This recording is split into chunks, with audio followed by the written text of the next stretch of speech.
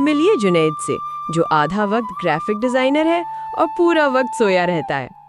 जब भी कोई क्लाइंट उसे डेडलाइन देता, वो उसे डेडलाइन नैप दे देता।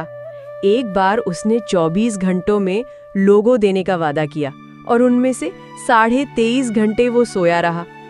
लेकिन पलट कर देखें तो उसकी ये सुस्ती नजरअंदाज ना हो सकी।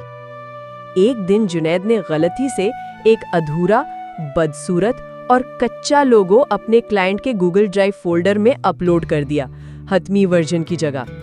क्लाइंट ने वो लोगो देखा और हक्का बक्का रह गया। उसने उसे एक्स, पहले ट्विटर, पर शेयर करते हुए लिखा, जब आपका डिजाइनर आपसे $50 लेता है लेकिन आपको किसी मुतवाजी कायनात का आर्ट दे देता है।